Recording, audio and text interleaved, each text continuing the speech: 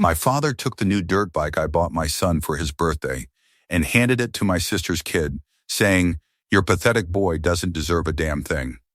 Let him cry." My son watched him ride away in tears. I stayed calm and made one call. By morning, Dad was knocking on my door with the bike trailer sitting empty behind him.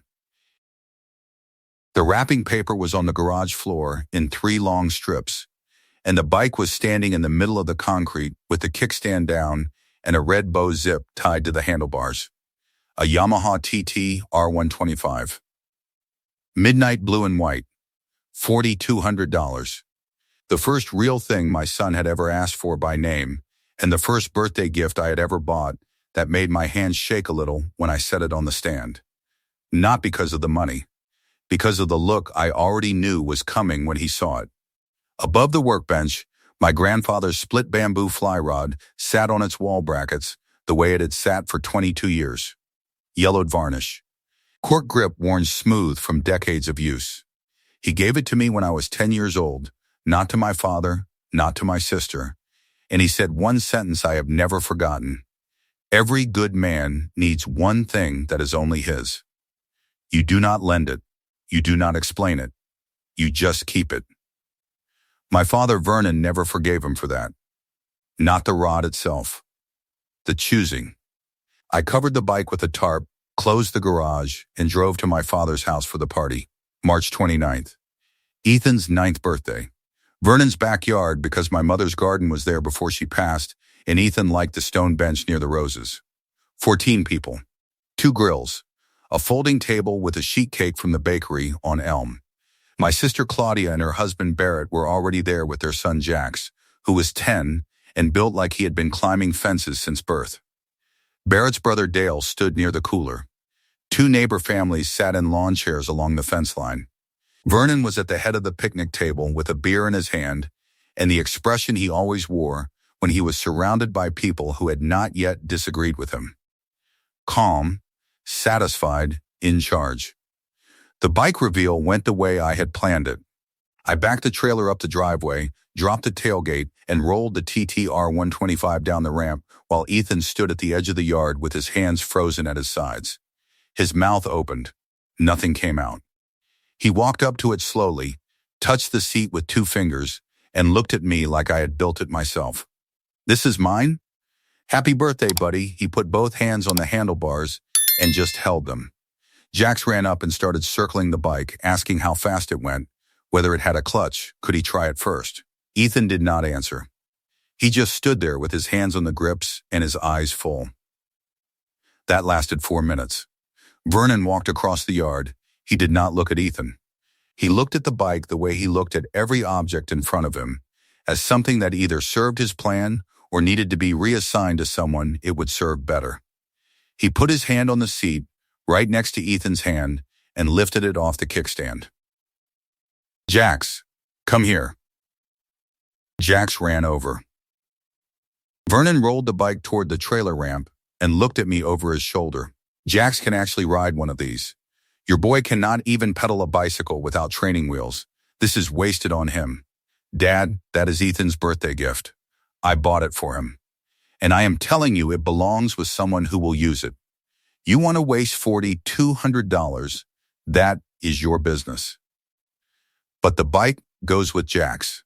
He pushed it up the ramp, strapped it to the trailer rail, and turned to the table. Claudia was watching from the drink station with her arms crossed. She did not stop him. Barrett looked at the ground. Ethan was standing at the edge of the driveway. He was not crying yet. His hands were at his sides and his chin was down, and his shoulders had pulled inward the way they did when he was trying very hard to disappear.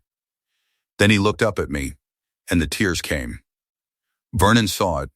He pointed at Ethan with his beer hand and said it in front of every person in that yard. "Jax can ride. Your boy cannot. $4,000 on him is a waste. You cannot keep a wife in the house, Nate. What makes you think you can teach a boy to do anything? Let him cry. Maybe that is the one thing you actually taught him." Barrett's brother Dale set his plate down. One of the neighbor wives looked at her husband. Nobody spoke. Claudia whispered something to Jax, and they both walked toward the trailer like it was already settled. Ethan wiped his face with his sleeve, and turned away from the yard toward the roses, toward the stone bench where his grandmother used to sit, and sat down with his knees pulled up. I almost put my hands on the trailer strap and pulled the bike back down myself. The muscles in my arms were ready. My jaw was locked. But Vernon was standing 3 feet away with 6 witnesses behind him and a look on his face that said he wanted me to make a scene, wanted me to shout so he could tell the family the same story he always told. Nate lost control. Nate overreacted. Nate does not have the temperament to raise a boy. So I did not touch the strap. I walked to the bench. I sat down next to Ethan. I put my hand on the back of his neck and I said, "We are leaving. And you are getting your bike back." He looked at me. "How?" "Trust me." I loaded Ethan into the truck, pulled the empty trailer hitch out of Vernon's yard, and drove home. The trailer rattled on the highway with nothing on it. Ethan fell asleep in the passenger seat with his cheek against the window and dried tear tracks on his face. The fly rod was still on its brackets when I opened the garage. The tarp was still on the floor where the bike had been. The garage smelled like motor oil and wrapping paper, and the silence in it was the heaviest thing I have ever carried. If you are new to this channel, welcome to Betrayal Unfolded. Subscribe and stay, because what happened next started with one phone call and ended with a deputy at my sister's garage door.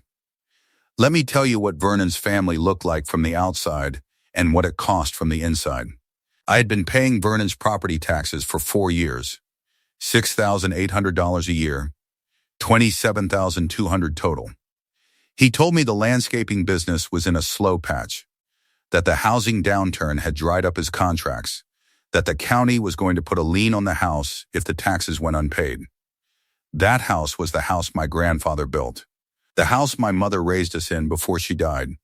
The house where the stone bench sat in the garden next to her roses.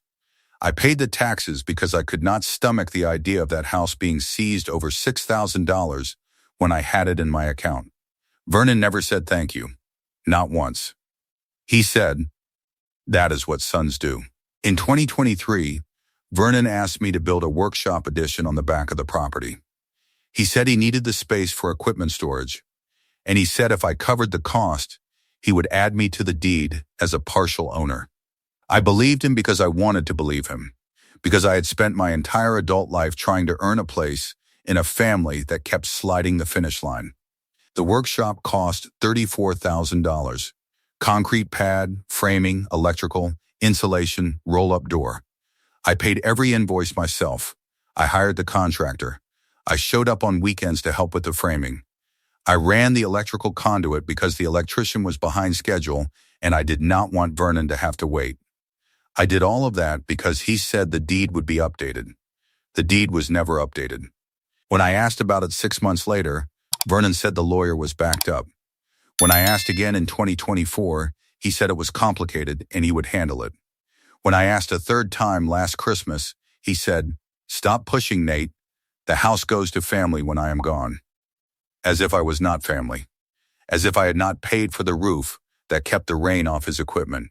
And through all of it, Claudia got the warmth. Claudia's kids got the attention. Claudia's husband Barrett got invited to poker night. I got the invoice and the instruction to stop being sensitive about it. At 8:45 that night, with Ethan asleep upstairs, I sat at the kitchen table and made 2 calls. The first was to the county sheriff's non-emergency line. I reported a theft. The Yamaha TTR125, serial number and VIN on file, valued at $4,200, taken from my trailer by Vernon Prescott in front of multiple witnesses and delivered to Claudia Hale's residence without my consent. I gave the dispatcher the dealer receipt information, described the circumstances, and provided my phone number. The dispatcher assigned a case number, 2026 TH0941. A deputy would follow up within 24 hours. The second call was to Dominic Reeves, 44 years old, real estate attorney. We had been friends since 11th grade, and he was the kind of man who answered his phone on a Saturday night and did not ask why before he asked what. "Dom, my father stole Ethan's dirt bike off the trailer in front of 14 people and gave it to Claudia's kid. The theft report is filed. But I need something else. I need you to pull the public records on his property. Everything the county has. Something is wrong with that house. What do you mean wrong? He has been telling me for 4 years that he cannot afford property taxes. I paid $27,200 to keep that house out of a tax sale. But last month, he bought a new truck and an enclosed trailer. A landscaper running a slow business does not spend $47,000 on equipment and then ask his son to cover the taxes. Dominic was quiet for 2 seconds. Then he said, I will pull the records in the morning. Do not call Vernon. Do not call Claudia. Just sit tight. The receipt was in my filing cabinet, Yamaha dealer, dated March 22nd. Serial number, VIN, model, my name and signature. I also had the photo I took of Ethan standing next to the bike before Vernon touched it, timestamp 2:14 p.m. The next morning, Dominic called at 9:20 a.m. He had pulled Vernon's property records from the county assessor's public database, the same records any title company or attorney can access. Nate, there is a new recorded deed of trust on the property from last August. The secured amount is significantly more than the old note he was carrying. It looks like a cash-out refinance. A big one. My stomach dropped. Not because of the number, because of what it meant about every tax payment, every workshop invoice, every promise about the deed that never materialized. During the same months, Vernon was calling me about property taxes, asking me to write another $6,800 check. He had been sitting on a refinance that dwarfed anything he had ever borrowed. How much larger? The new recorded amount is roughly $140,000 over the original. I cannot tell from the public record exactly how much cash Vernon walked away with after closing costs and fees. But it was substantial. He had major equity in that house, and he pulled it. I stood up from the table and walked to the kitchen window. Through the glass, I could see the garage, the workbench, and the fly rod hanging on its brackets. My grandfather's rod, given to me because he saw something in me that Vernon never wanted to see. Dom, I walk through houses in that county for a living. That neighborhood does not support the kind of valuation that would allow a refinance that size. Not unless the appraiser counted the workshop addition and gave it heavy weight. The workshop you paid for. The workshop I paid $34,000 for. If that improvement was cited in the appraisal, it means Vernon used my money to boost the collateral value. And he was asking me for tax money the entire time. Dominic did not jump to conclusions the way a friend might. He answered like an attorney. If that is what happened, it is a serious problem. But knowing something looks wrong and proving it are different things. We need the actual loan documents before we can say anything with certainty. There was one more thing.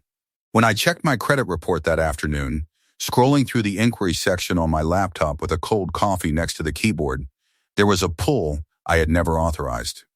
A mortgage-related inquiry from Vernon's lender, dated last August, the same month the refinance was recorded.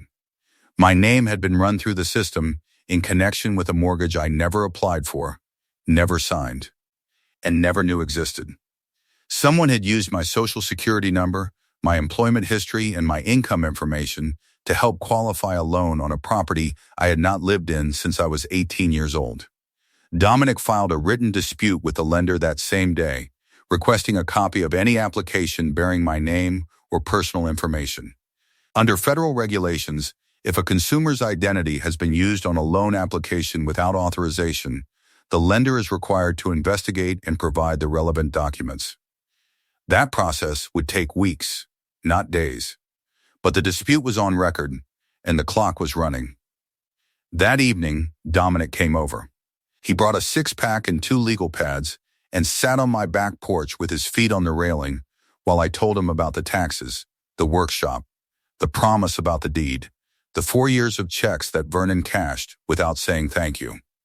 Dominic listened the way he always listened, without interrupting, without reacting, writing one word on the legal pad for every 3 sentences I said. Halfway through the conversation, Ethan came out the back door in his pajamas. He looked at Dominic, looked at me, and said, "Is Grandpa in trouble?" Dominic leaned forward and said, "Your dad is handling something grown up. It is going to be fine." Ethan looked at me for confirmation. I nodded. He went back inside and closed the door. And I watched him through the glass until he disappeared up the stairs. That was the moment I understood what this was really about. It was not about $34,000 or $27,200 or a dirt bike. It was about the fact that my son had watched his grandfather take his birthday present and hand it to another boy, and every adult in the yard had let it happen. Ethan was 9 years old, and he had already learned the same lesson I learned at his age. In this family, some people get chosen, and some people get used. And the ones who get used are supposed to be grateful for the proximity. When I was done talking, Dominic looked at his pad and said, "You want to know the legal term for what your father did with the workshop money and the broken deed promise? Tell me." Unjust enrichment. Breach of an oral agreement to convey an interest in real property. And if your name really is on that mortgage application, we are looking at potential identity fraud on a federally backed loan. He took a sip of his beer. But what I really want to know is how long you knew it was wrong and kept paying anyway. That was the question. The real one. The one I did not want to answer because the answer made me look like the thing Vernon had always said I was. Soft. Easy to take from. The kind of man who writes a check because writing the check is easier than hearing the silence that comes when you say no. Since the second year, I said. Maybe the first. Dominic nodded. Then we are not just getting the money back. We are making sure the door closes. He stayed until midnight. By the time he left, we had a plan for the following week and a timeline that accounted for every dollar, every text message, and every promise Vernon had broken since the workshop went up. I almost called Vernon that night. The phone was in my hand, his name on the screen, my thumb hovering over the green button. Not to yell. To ask him one question. Was any of it real? The taxes I paid. The promise about the deed. The years of showing up with checks in silence. Was any of it real, or was all of it just a pipeline from my bank account to Claudia's life? But I put the phone down. The question would not change the math. And the math was the only thing that mattered now. Because here is what I understood. Sitting in my kitchen on a Monday night with the fly rod visible through the garage window, Vernon did not favor Claudia because he loved her more. He favored Claudia because she was the exit. Every dollar I gave him went into the property. The property became equity. The equity became cash. The favoritism was not emotional. It was structural. Every insult aimed at me, every "your boy is pathetic," every "you cannot even keep a wife," was not cruelty for its own sake. It was insulation. If the family believed I was soft and incompetent, nobody would ever ask why Vernon kept taking my money and handing it sideways. The man who called my son worthless had been funding his own daughter's life with the quiet son's bank account for 4 years. Later, once the lawsuit was underway and financial records were produced in discovery, the full picture came into focus. The refinance proceeds had gone in 4 directions, roughly $28,000 to pay off Claudia's car loan, around $41,000 for Claudia's kitchen renovation, the one she told Barrett and everyone else she had saved up for, approximately $47,000 for a new truck and enclosed trailer for Vernon's landscaping business, Prescott Landscaping, which turned out to be carrying over $31,000 in overdue balances to 3 separate suppliers, and about $24,000 into Claudia's personal checking account to cover 2 years of accumulated credit card debt. Every dollar of that refinance was built on a house that included $34,000 of my improvements, leveraged with a mortgage application that carried my name without my knowledge, funded by a son who was paying the property taxes because he believed his father could not afford them. But I did not know all of that yet on April 2nd. What I knew was enough. If you have been watching Betrayal unfolded for a while, you know what comes next. Subscribe now, because every step I took from here was real, and every one of them landed. On April 2nd, a Wednesday, Dominic filed a civil complaint at the county courthouse. I was with him. We walked through the metal detector on the first floor, took the elevator to the third, and stood at the clerk's window while the woman behind the counter reviewed the filing. She read the first page, flipped to the exhibits, looked at the text message screenshots from Vernon, and stamped the complaint without expression. She handed Dominic the file-stamped copy and the case number. It took less than 4 minutes. 4 minutes to formalize 4 years of broken promises and cash checks. The lawsuit named Vernon Prescott as defendant and made 2 claims. First, unjust enrichment and breach of an oral contract regarding the $34,000 workshop addition. The complaint laid out the agreement in Vernon's own text messages where he wrote, "You build it, I add you to the deed, and this is your investment in the family property, and the lawyer just needs a few weeks." The invoices were attached. The bank transfers from my account to the contractors were listed by date and amount, and the fact that the deed was never updated was established through a title search showing no recorded transfer. Second, unjust enrichment for $27,200 in property tax payments made under false pretenses, paid because Vernon claimed he could not afford the taxes while he had been sitting on substantial refinance proceeds. The complaint asked for full repayment of $61,200 and specifically alleged that Vernon had a written obligation to convey a partial ownership interest in the property. Because part of the claim involved a promise of an ownership interest in the real property itself, Dominic then recorded a lease pendens tied to the pending case with the county recorder's office. This was not a standalone freeze, and it did not guarantee anything. It was a formal notice that the lawsuit included claims directly related to the property. Any future buyer, lender, or title company conducting a search would see the pending litigation, and any transaction involving the property would have to confront the open claim before closing. Vernon could not easily sell or refinance the house my grandfather built until he answered the complaint on the merits. Dominic handed me the stamped copy of the lease pendens in the hallway outside the recorder's office. The paper was warm from the printer. I folded it once and put it in my jacket pocket, and I thought about the day I wrote the first check for the workshop concrete and drove to Vernon's house on a Saturday morning to watch the crew pour the pad. I had believed him. That was the part that stayed with me. Not the money, the believing. The same day, the deputy from the sheriff's office called back about the theft report. He had confirmed the bike's location at Claudia's address on Birch Lane and was ready to accompany me for recovery. At 5:30 p.m., the deputy and I pulled up to Claudia's house. The garage door was open. The bike was inside, leaning against a tool cabinet with the red bow still zipped tied to the handlebars. Nobody had even removed the bow. Jax was sitting on it when we pulled up, his feet on the pegs, rocking back and forth. The deputy stepped out of the cruiser, and Barrett came out the front door with an expression that told me everything. He had no idea where the bike had come from. Claudia came out behind him and started talking fast. Dad gave it to Jax. It was a gift. The deputy looked at his clipboard. "Ma'am, the VIN on this vehicle matches the purchase documents and theft report filed by Mr. Prescott. The bike is being recovered." I loaded the TTR 125 onto my trailer, strapped it down, and drove home. Ethan was sitting on the front porch when I backed up the driveway. He saw the bike through the trailer rails. He stood up. He did not run. He just stood there with his hands at his sides and a look on his face that was older than 9. "You got it back. I told you I would."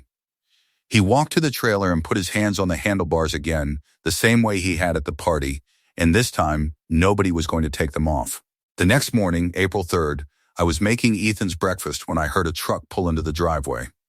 The eggs were in the pan, and the toast was in the toaster, and the morning light was coming through the window at the angle it only hits in early spring. I looked through the kitchen window. Vernon's truck. The enclosed trailer hitched behind it, the same trailer he had used to haul the bike away from his grandson's birthday party 5 days earlier. The trailer was empty. Vernon got out slowly, like his legs were heavier than usual. He stood at the end of the driveway with his hands in his jacket pockets and looked at my front door. He did not knock. He did not call out. He just stood there. The engine was still running. The exhaust made a thin cloud in the cold morning air. I watched him for 30 seconds through the window, studying the way he stood, The way his shoulders were lower than I had ever seen them. The way his eyes kept moving from the door to the garage to the trailer and back. Then I turned back to the eggs. Ethan came downstairs and sat at the table. Who is outside? Nobody important. Vernon stood in the driveway for 4 more minutes. Then he got back in his truck and drove away. The trailer rattled behind him. Empty. The way it had rattled behind me 5 days ago when I drove home with nothing on it and a crying boy in the passenger seat. Now it was his turn to drive with nothing. 2 weeks later, the lender's compliance department responded to Dominic's identity dispute. They sent copies of the loan application. My name was listed as a contributing co-occupant. My employer was listed. An income figure was listed that was close enough to my actual earnings to make it clear that whoever filled out the form had access to my financial information. I had never lived at that address. I had not slept under that roof since I was 18. Dominic filed a sworn affidavit with the lender stating that I had never authorized the use of my name, income, or employment information on the mortgage application, and that I had never resided at the property. Under federal mortgage regulations, the lender was required to open an internal fraud review. During that review, all loan modifications, equity draws, and forbearance options would be frozen while the investigation was pending. Vernon's mortgage was now locked at its current terms. I almost stopped there. The bike was back. The lawsuit was filed. The lender was investigating. Part of me thought that was enough. But then I thought about Ethan sitting on that bench near the roses with his knees pulled up and tears on his face while Vernon pointed at him with a beer can and told 14 people that crying was the only thing his father had ever taught him. And I kept going. On April 12th, Vernon's attorney responded to the civil complaint by requesting a meeting. Dominic told him we would meet at my kitchen table, not a conference room. Vernon could come with his lawyer or without one. Vernon came alone. He pulled into my driveway at 10 a.m. on a Sunday morning and sat in his truck for 3 full minutes before getting out. Through the kitchen window, I could see him rubbing his thumb across the steering wheel the way he used to do when he was thinking about something he did not want to say. He had not been inside my house since Thanksgiving 2 years ago, when he spent the entire meal telling Claudia's kids how proud he was of their report cards and did not ask Ethan a single question. Dominic was already sitting at the table with the case file. Vernon saw him through the screen door and hesitated. "Sit down, Dad." Vernon sat. Barrett came 20 minutes later because Claudia had sent him to watch. He took the chair nearest the door, like he was not planning to stay. I started with a question. "Dad, when you refinanced the house last August, did you tell me?" Vernon shifted in his chair. "That is between me and the bank. It stopped being between you and the bank when you put my name on the application." His jaw moved, but no words came. "Dom filed a dispute with your lender. They sent us a copy of the mortgage application. My name, my income, my employer, listed as a contributing co-occupant. I have never lived in that house since I was 18 years old. You used my identity on a federal loan document without telling me, without asking me, without my signature." Vernon's hands were flat on the table. His thumbs were pressing against the edge hard enough to whiten the nails. "You had refinance proceeds large enough to cover 4 years of property taxes 10 times over, and you were still calling me every quarter asking for $6,800. You told me you could not afford the taxes. You told me the business was slow. And the entire time, you were sitting on cash you pulled by using my name on the application and my workshop to boost the collateral. I did not put your name on anything. The lender sent the application. Dad, Dominic has a copy. My name, my income, my employer. Listed as a contributing co-occupant. The lender's fraud department is already reviewing it." Vernon's hands were shaking now. His right knee was bouncing under the table. His lips were pressed together so tight they had gone white. A bead of sweat ran from his hairline to his jaw, and he did not wipe it. "You are going to destroy this family over money," he said. His voice was quieter than I had ever heard it. "You already destroyed it. I am just filing the paperwork." Vernon looked at the folder. He looked at Dominic. He looked at the kitchen window, where the fly rod was visible on its brackets in the garage. Your grandfather gave you that damn rod because you were his favorite. That does not make you special. He gave me the rod because I showed up every Saturday and tied flies with him until my fingers bled. You showed up for the bourbon. That is the difference. Vernon pushed his chair back. He tried one more thing. What do you want? Name it. I will sign the deed over. Partial ownership. Whatever you want, just drop the case. The case stays until I am repaid in full. $61,200. The workshop and the taxes. And the lender has the affidavit about your mortgage application regardless, because you put my name on a federal document without my knowledge. That is not something I can withdraw. That is something you did. You told me I could not keep a wife. You told 14 people that my son's tears were the only thing I had ever taught him. You stole a $4,200 birthday gift off the trailer while my 9-year-old watched you drive away with it. You took $28,000 for Claudia's car. $41,000 for a kitchen she told Barrett she saved for herself. $24,000 for her credit card debt. $47,000 for your truck. And you did all of that while cashing my tax checks, using my name on your mortgage, and telling this family that I was the weak one, the soft one, the one who could not raise a boy. You refinanced the house Grandpa built using the workshop I paid for and a name I never gave you. The lender has the application. So does my attorney. Vernon looked at Dominic. Dominic looked back at him without expression. This is the last tax payment. The last invoice. The last check I write with your name anywhere near it. The next time you need something built, paid for, or bailed out, call the daughter you spent $140,000 on, because I am done being the account you withdraw from, and my son is done being the kid you throw away to make Jax feel chosen. Barrett stood up. His chair scraped the floor. He looked at Vernon and said, Claudia told me she saved for that kitchen. She showed me a savings account statement. Was that real? Vernon did not answer. Barrett walked out the front door without closing it. He called his brother Dale from the driveway. Within 3 days, Dale confirmed to Barrett that the savings account Claudia had shown him was funded entirely by Vernon. The kitchen, the car payoff, the credit card bailout, all of it came from the refinance. All of the refinance came from a house my grandfather built, improved with money I paid, and leveraged with a name I never gave permission to use. Barrett moved into his brother's spare room the following weekend and filed for separation in May. The pastor from Vernon's church called me once, 2 days after the confrontation. Pastor Hollis, polite voice, careful words. Vernon had told him there was a misunderstanding about a gift and asked the pastor to encourage reconciliation. There was no misunderstanding, Pastor. He stole my son's birthday present, put my name on a federal mortgage application without my knowledge, and collected $27,000 in property tax payments from me while sitting on substantial refinance proceeds. I have a lawsuit filed, a fraud review open with his lender, and a theft report on record. If you want to counsel him through what comes next, I would encourage that. But there is nothing to reconcile. Pastor Hollis thanked me for my time and never called again. 2 weeks later, April 26th, Barrett's family hosted a Saturday barbecue.